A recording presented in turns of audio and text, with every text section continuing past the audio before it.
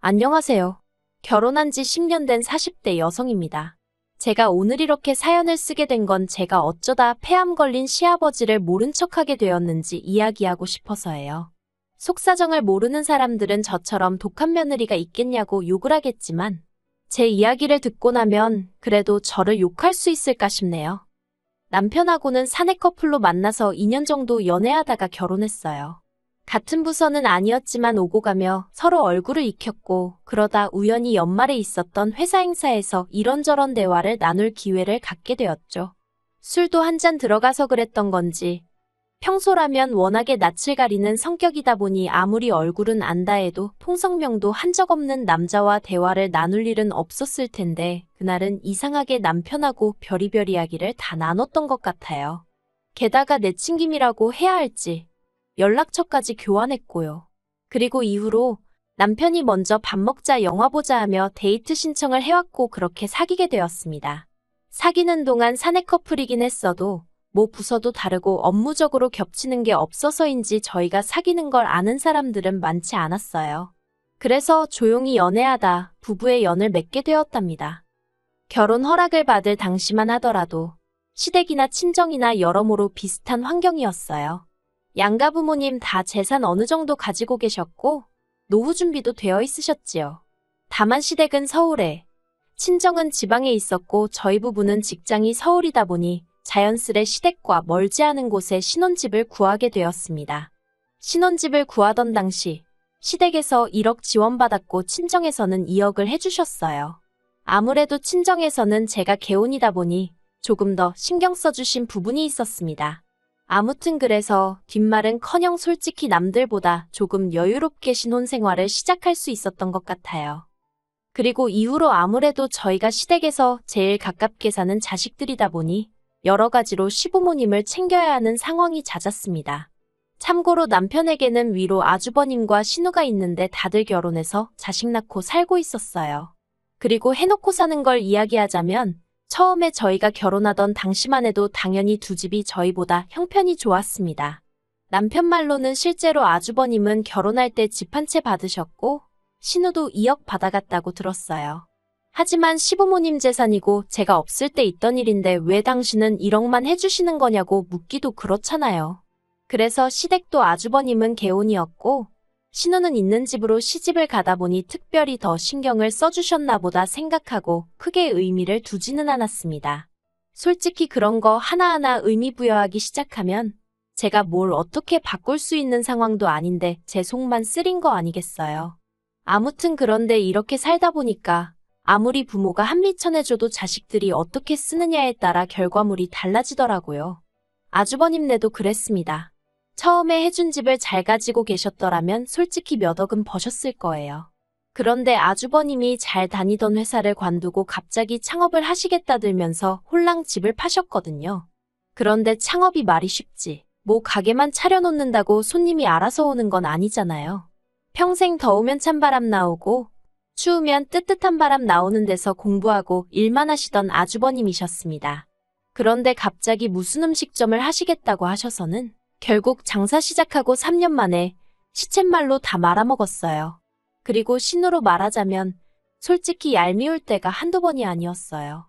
질투한다고 보일 수도 있겠지만 무슨 팔자를 타고났길래 저렇게 매일같이 놀고 먹으며 사나 싶었거든요. 근데 제가 단지 그게 부러워서 신우가 얄미웠던 건 아니에요.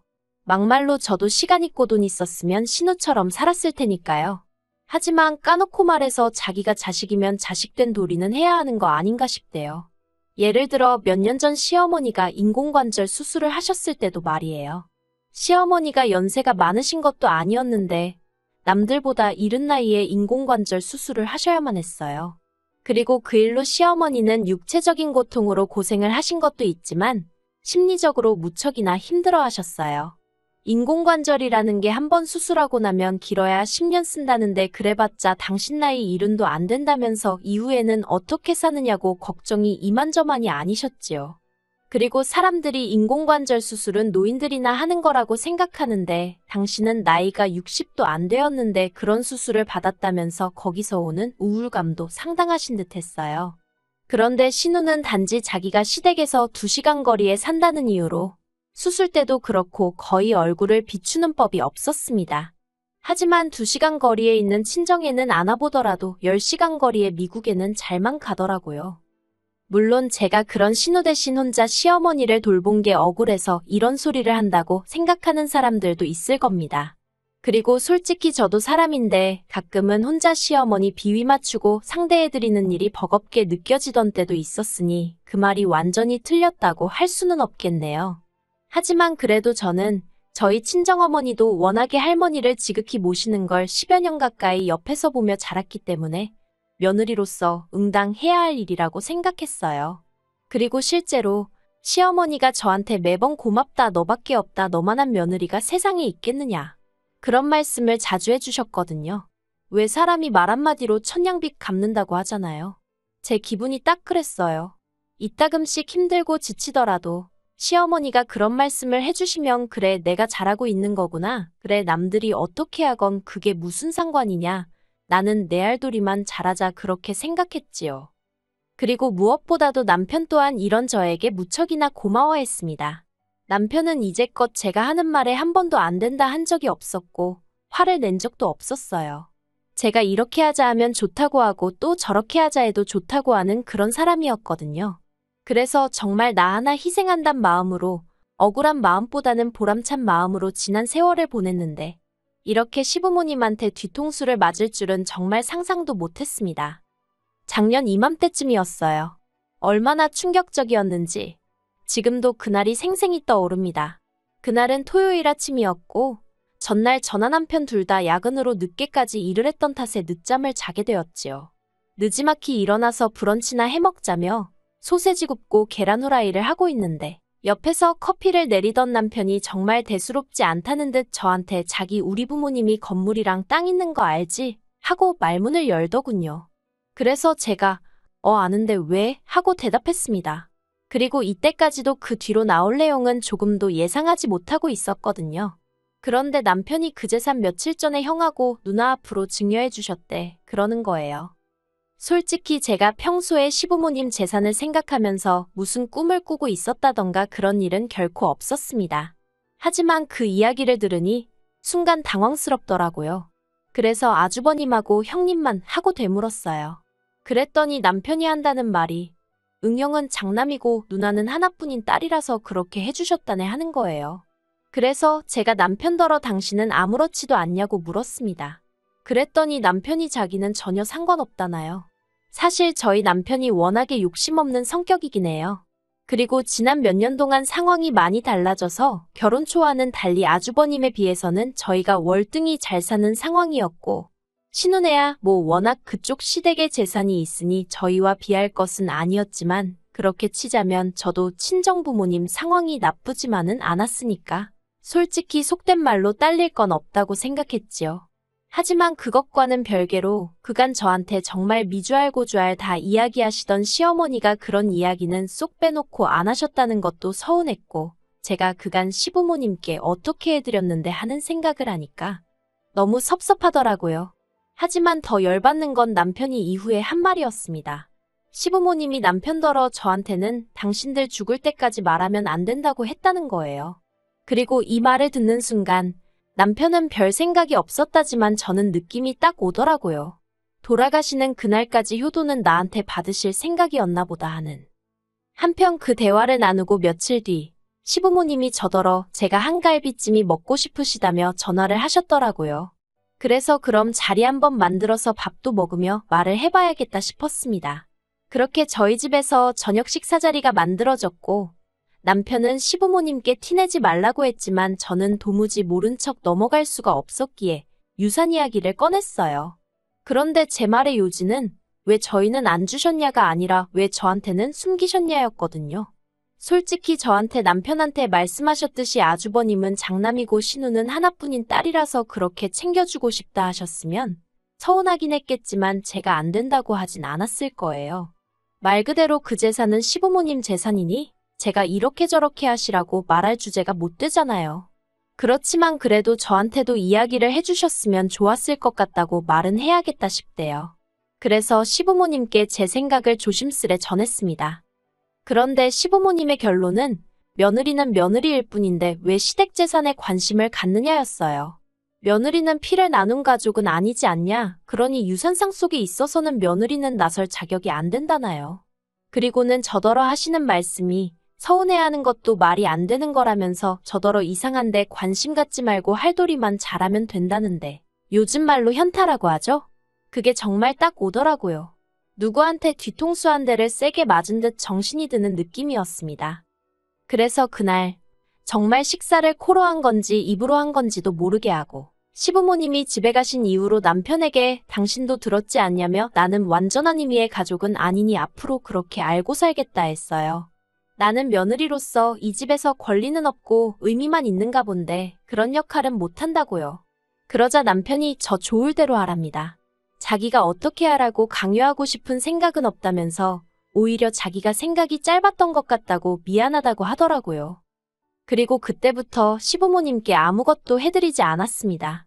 여기서 말하는 건 안부 전화는 기본이고 명절이나 시부모님 생신 같은 날을 챙겨드리는 거 전부 다 포함이에요. 그냥 까놓고 말해서 나한테 시부모님은 없는 분들이다 나한테 시댁은 없다 생각하고 살다시피 했지요. 그런데 지난달 초에 남편이 시아버지가 폐암2기라는 진단을 받으셨단 소식을 전하더라고요. 그래서 제가 남편더러 고생하시겠네 했어요. 그랬더니 남편도 그러니까 말이야 하고는 말더라고요. 솔직히 저희 남편이 효심이 없는 사람은 아닌데 그렇다고 그 효심이 얼마나 대단한 사람도 아니다 보니 시아버지가 폐암이라고 해도 자기가 딱히 나서서 뭘 해야겠다 그런 생각은 없는 눈치였어요. 그냥 말 그대로 우리 아버지 어떡하냐 고생하시겠다 이 정도였달까요. 그리고 원래대로라면 제가 오히려 나서서 시부모님 찾아뵙고 앞으로 이렇게 해야겠다 저렇게 하셔라 하고 한마디로 5만 가지를 챙기려 들었겠지요. 하지만 저는 더 이상 그렇게 할 생각이 없었기 때문에 그냥 건강 잘 챙기시라고 해 한마디 하고 말았습니다. 그런데 이후에 일어난 일들은 정말 황당하기 짝이 없었어요. 시아버지 폐암 소식 이후로 남편이 제가 묻지도 않았는데 또다시 시부모님한테 연락이 왔었다며 이야기를 꺼내더군요. 시부모님께서 남편더러 저한테 시아버지 소식을 전한 게 맞느냐며 제 반응을 무척이나 궁금해하시더랍니다. 그리고 저희 남편은 딱히 없는 소리를 꾸며내는 타입도 아니다 보니 제가 보인 반응 그대로 전했다대요. 시부모님은 제 어떤 반응을 기대하셨던 걸까요? 확실한 건 제가 보인 반응이 시부모님의 기대치와는 많이 달랐던 모양입니다. 그러니 연락도 없이 저희 집에 찾아오셨던 거겠지요. 예상치 못한 방문이었지만 그래도 문 밖에 서 계시게 할 수도 그렇다고 그대로 돌려보낼 수도 없어서 일단 현관을 열어드렸습니다. 그리고 어이없게도 시어머니는 저를 보자마자 눈물을 보이시면서 제 손을 잡으시더니 당신이 다 잘못했다면서 아주버님하고 신우하고 이야기를 해봤다고 그러면서 저희 몫으로 2억을 주기로 하셨다네요.